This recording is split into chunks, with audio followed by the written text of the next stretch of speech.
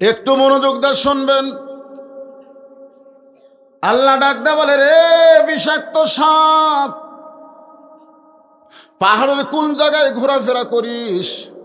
আমি আল্লাহ তোকে হুকুম দিলাম, ওই ছিদ্রে যে পা লাগাই দিছে সেই পায়ে কামড় মার। আপনারা বলেন তো কোন কিছু হয় আল্লাহর হুকুম ছাড়া? বিষাক্ত সাপ এসে আবু বকরের পায়ের তালুতে কামড় মারছে, সঙ্গে সঙ্গে বিষটা কলিজার মধ্যে চলে আইছে। আবু বকর বলে, সাপরে আমারে কামড় দিলি, তুই মনে করছিস আমি পা টান দিব? সাপ শুনে নে, আমার জীবনের চাইতেও লাই উমিন আহাদুকুম হাত্তা আকুনা হাব্বা ইলাইহি মিন নাফসিহি। আল্লাহর নবী বলেছেন, প্রকৃত মুমিন যদি হবার চাও নিজের জীবনের চাইতেও রাসূলকে বেশি ভালোবাসতে হবে। আমি মরে যাব কিন্তু গর্তের মুখ থেকে আমার পা টান দিব না। সাপ বলে, আল্লাহ আপনার হুকুমে কামড় মারলাম, তাও তো বান্দা পা টান দেয় না। আল্লাহ বলে, আবার কামড় মার। বিষাক্ত সাপ আবার কামড় মারছে। আবু বকর বলে, সাপরে এখন আমি মরি নাই, যতক্ষণ জীবিত থাকব ততক্ষণ গর্তের মুখ থেকে আমি পা টান দেব না। সাপটা বলে, আল্লাহ এখনো পা টান দেয় না।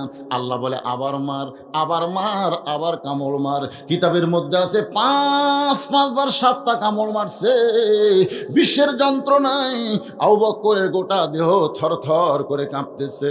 এক ফোঁটা চোখের পানি নবীর গাল মোবারকে পড়েছে। নবী চোখ খুলে বলে, আবু বকর বাড়ির কথা মনে করে কাঁদতেছো, বিয়ে বাচ্চার কথা মনে করে কাঁদতেছো। আবু বকর বলে, রাসূলুল্লাহ এই বুকটা ছিঁড়ে যদি আপনাকে দেখাতে পারতাম তাহলে দেখতে মাত্র 2টা নাম আমার জীবনের সঙ্গে জড়িত, একটা হলো আল্লাহ আর একটা হলো মুহাম্মাদুর রাসূলুল্লাহ। তাহলে কেন কাঁদতেছো? বলে, কি যেন বারবার কামড় দেয়। নবী হ্যাঁচকা টান মারলে সাপ বের হয়ে নবীকে সালাম দেয়, নবী সালামের উত্তর দেয় না। সাপটা আবার সালাম দেয়, নবী সালামের উত্তর দেয় না। সাপটা যখন আবার নবীকে সালাম দেয়, নবী রাগ করে বলে, সাপরে আমার কলিজায় কামড় মারবি আর আমারে সালাম দিবি? সাপটা বলে, ইয়া রাসূলুল্লাহ আল্লাহ যদি দিবার কয় তাহলে আমি কি করব?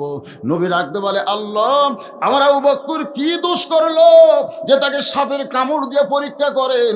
আল্লাহ ডাকতে বলে, হাবিব আপনার আবু বকর পরীক্ষায় গোল্ডেন A+ পাইছে, আমি আল্লাহ তার প্রতি এত খুশি হয়েছি, আমার ইবাদতের কোনো দাম নাই, আপনার মহব্বতের দাম দিয়ে মিজানের পাল্লা সবার চাইতে ওজন বাড়াইয়া দিয়েছি।